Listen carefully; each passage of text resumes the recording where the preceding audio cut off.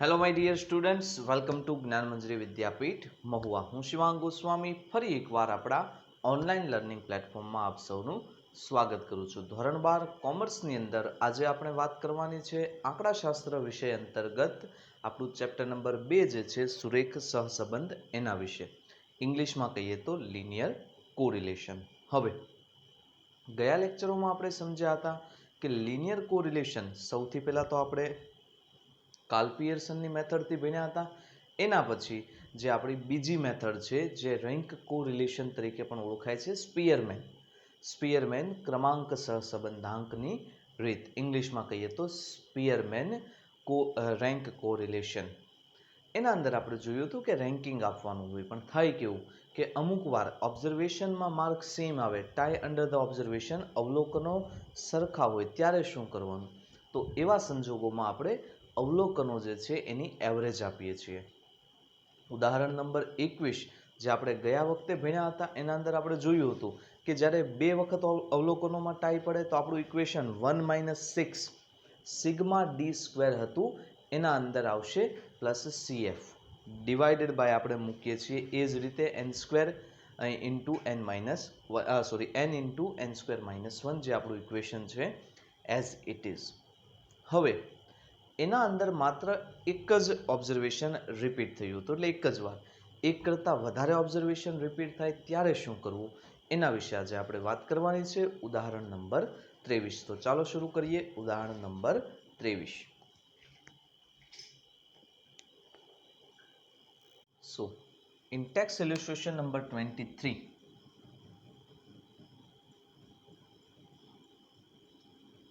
we have two values. One is sell and other one is profit.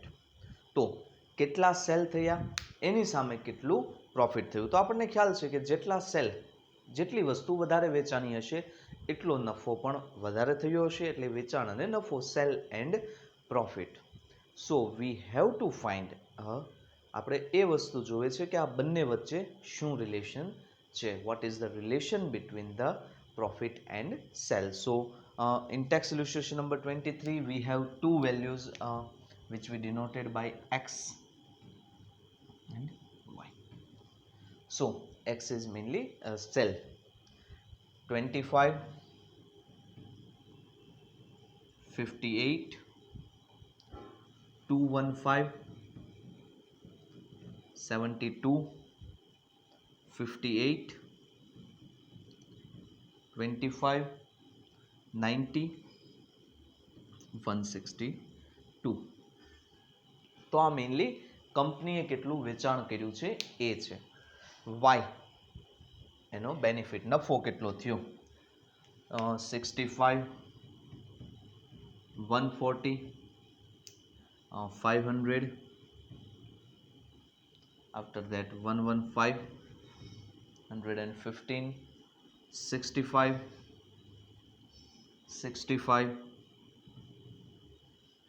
220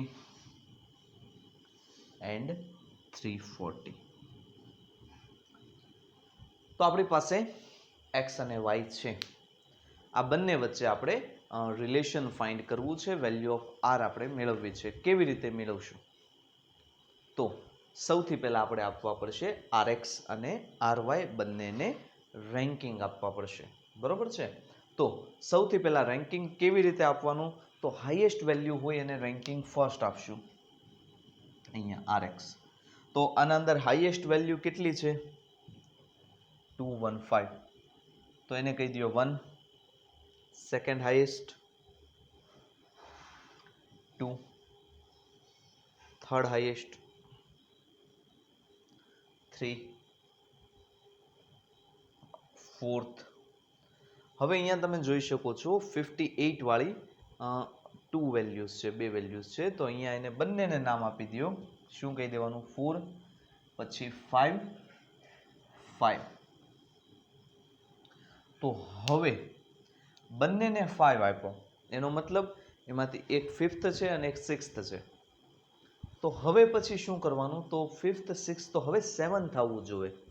તો એના પછીની બંને વેલ્યુ પણ સેમ છે, તો બંને શું નામ આપી દેવાનું? તો બંને હવે આના અંદર થાય કેવું, જો તમે ડાયરેક્ટલી 5 મૂકી દો ને તો અહીંયા ટોટલ નીચે વેરીફાઈ નહીં થાય. તો આપણે શું કરવું પડશે, તો આપણને ખ્યાલ છે કે આ બંનેને 5, આ આપણી જનરલ મેથડ હતી.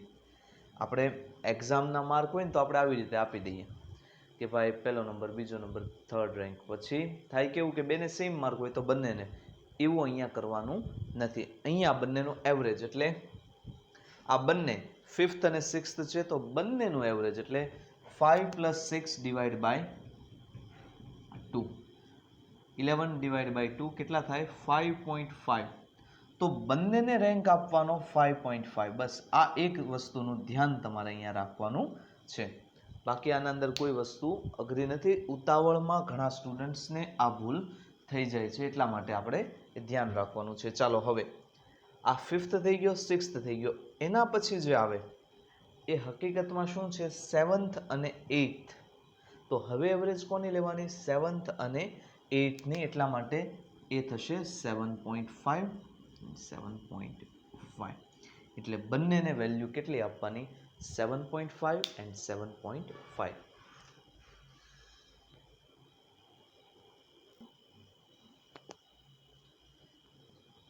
ચાલો એના પછી સેમ વાયને રેન્કિંગ આપી દો, એને આપણે કહીશું RY. ચાલો હાઈએસ્ટ વેલ્યુ હોય એને ફર્સ્ટ રેન્કિંગ, એટલે 340 છે એ ફર્સ્ટ ઉપર આવ્યું. હવે એના પછી જુઓ, ઓકે 500 છે ફર્સ્ટ ઉપર આવશે, એટલે એ થોડુંક વ્યવસ્થિત રીતે જોઈ લેવું, કારણ કે આના અંદર ઘણીવાર ઉતાવળમાં ભૂલ થઈ જતી હોય છે, એટલે નિરાતે ભલે થોડુંક વિચારવું પડે. આ હવે થશે સેકન્ડ. હવે થર્ડ માટે વિચારીએ તો 220 છે, ઓકે. ફોર્થ શું થશે, તો એ થશે 115, ઓકે 140 છે. પછી આ 5th થશે. હવે તમે જુઓ 6th, 7th અને 8th ત્રણેય કેવા છે, સેમ છે. તો આપણે શું કરવાનું, 6th, 7th અને 8th ત્રણેય સેમ હોય તો એ ત્રણેયની એવરેજ લેવાની, 6 + 7 + 8 ડિવાઈડ બાય 3. આ ત્રણેયની જે એવરેજ આવે એ અહીંયા પુટ કરવાની છે.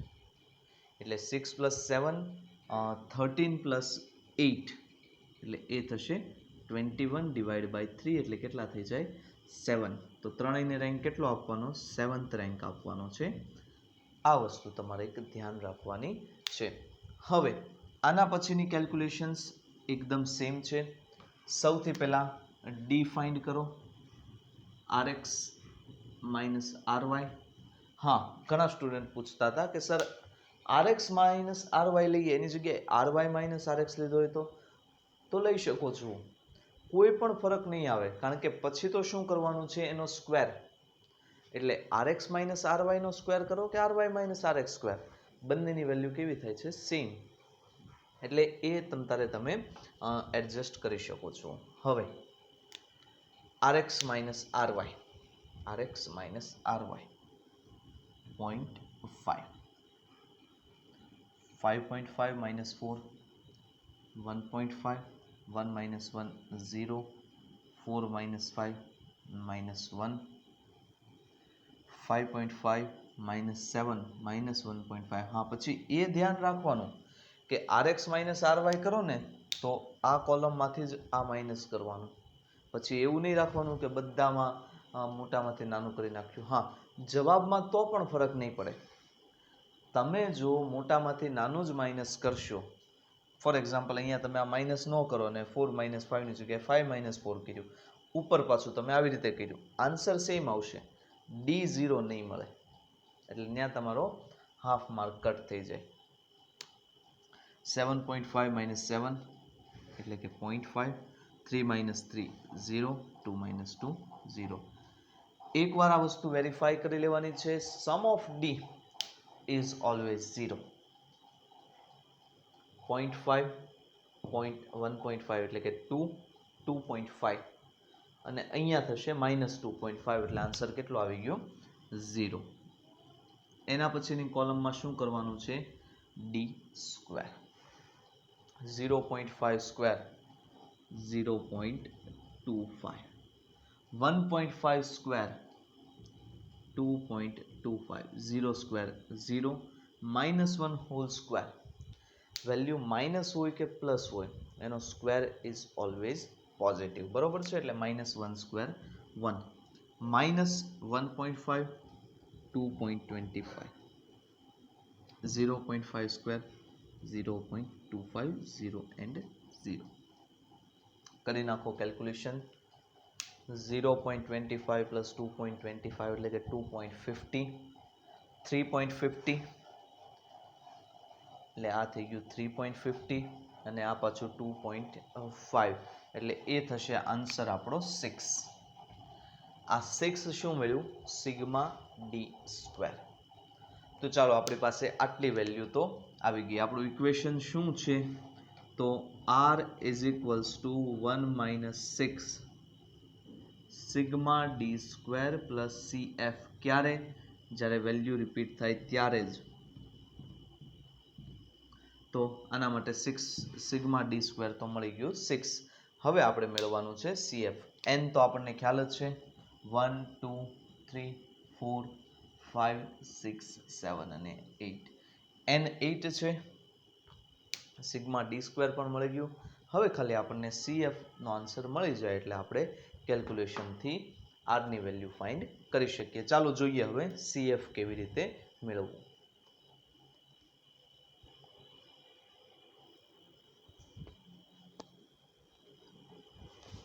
ચાલો તો હવે આપણે જોઈએ કે CF કઈ રીતે આપણે મેળવશું. તો સૌથી પહેલા આપણે એ જોવાનું છે કે વેલ્યુ કઈ કઈ અને કેટલી વખત રિપીટ થઈ. ઓકે, અહીંયા જોઈએ ફર્સ્ટ. તો સૌથી પહેલા આપણે 58 એ 2 ટાઈમ્સ રિપીટ થઈ છે. તો અહીંયા આપણે ખાલી એવું લખશું કે 58 હાઉ મેની ટાઈમ્સ, એને આપણે કહીએ છીએ m. તો m કેટલી વખત રિપીટ થઈ? 58 છે 2 ટાઈમ્સ, સો m ઇઝ 2. અહીંયા આપણે મેળવશું m³ - m divided by 12. m³ means 2³ -2 divided by 12. 2³ 8 - 2 divided by 12. 2 into 2 4, 4 into 2 8, 8 - 2 6. Okay, I think this is the clear visible. I just check. Yeah, it is visible.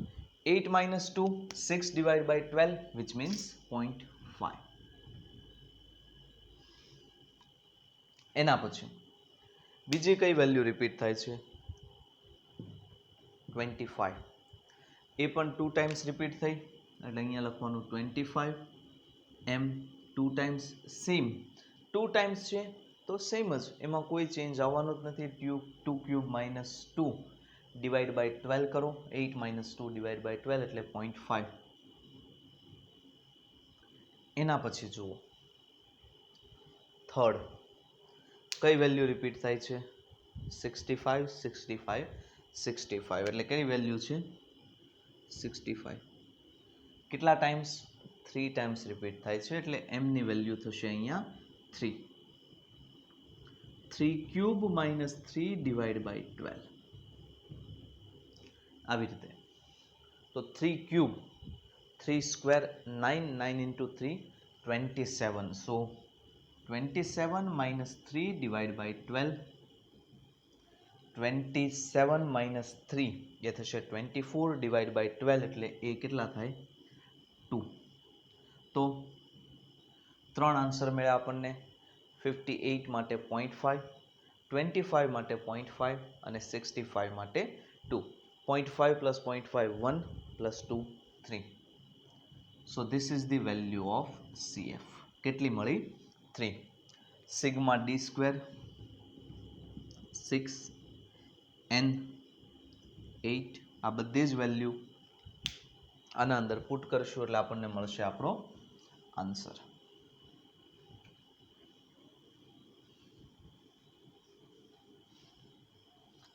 ચલો તો R is equals to 1 minus 6 sigma d square plus CF. આ ક્યારે કરવાનું છે? જ્યારે ranking same આવે ત્યારે જ આ વસ્તુ કરવાની છે. Divide by n into n square minus 1. ચાલો 1 માઇનસ 6 સિગ્મા ડી સ્ક્વેર કેટલા છે? Sigma D square 6. ફરી પાછું રિપીટ કરી દઉં, એનો સ્ક્વેર કરવાનો નથી, એ ઓલરેડી સ્ક્વેર થઈ ગયેલું છે. પ્લસ CF એટલે કેટલા છે? 3 ડિવાઈડ બાય n કેટલા છે? 8 square minus 1. 1 minus 6 plus 3 9 divide by 8 into 8 square 64 minus 1. 1 minus 6 into 9 કેટલા થશે? 54 divided by 8 into 63. 1 minus 54 divided by 8 into 63 તમે કરી શકો છો. સિમ્પલી કેલ્સીમાં તમે કરશો એટલે તમને એનો આન્સર મળશે 504. હવે ડાયરેક્ટલી શું કરવાનું છે? 1 માઇનસ 54 ડિવાઈડ બાય 504 એટલે કેલ્સીમાં કરો 54 ડિવાઈડ બાય 504 એટલે એ મળશે 0.1071 અને એ વેલ્યુ 1 માંથી માઇનસ કરી દો. 1 માઇનસ 0.1074 એટલે તમને મળશે 0.8929. 0.8929 એટલે એને આપણે એપ્રોક્સિમેટલી કેટલા કહી શકીએ? 0.89 પણ કહી શકો, 90 પણ કહી શકો. 89 કહેવાનું આમ તો, કારણ કે વેલ્યુ 50 કરતાં નાની છે એટલે 89. બાકી 90 કહો તો પણ કોઈ ફરક પડવાનો નથી. ઓકે, તો આવી રીતે આપણે આરની વેલ્યુ ફાઇન્ડ કરવાની છે સ્પીયરમેનની મેથડથી.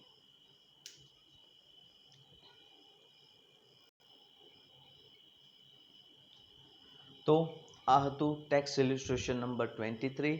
આઈ હોપ કે કોન્સેપ્ટ તમને ક્લિયર થયો હશે. મેઇન વસ્તુ છે કોન્સેપ્ટની. કદાચ કેલ્ક્યુલેશનમાં થોડીક મિસ્ટેક થાય, ઇટ્સ ઓકે, નો પ્રોબ્લેમ, એના સોલ્યુશન છે. મેઇન વસ્તુ છે કોન્સેપ્ટ. કોન્સેપ્ટ તમને ખ્યાલ આવી ગયો, રેન્કિંગ કઈ રીતે આપવાનું, રેન્કિંગમાં જ્યારે સેમ આવે ત્યારે શું કરવાનું, CF કઈ રીતે ફાઇન્ડ કરવું, બસ આવી બધી વસ્તુ જો તમને આવડી ગઈ તો એનો મતલબ છે કે તમને આ ટોપિક ક્લિયર છે. હવે આજના જો હું હોમવર્કની વાત કરું તો હોમવર્કમાં આજે તમારે એક્સરસાઇઝ નંબર જે આપણું 2.3 જે છે, એક્સરસાઇઝ 2.3 એના અંદર લાસ્ટ ટાઈમ મેં 1 to 3 આપ્યા હતા.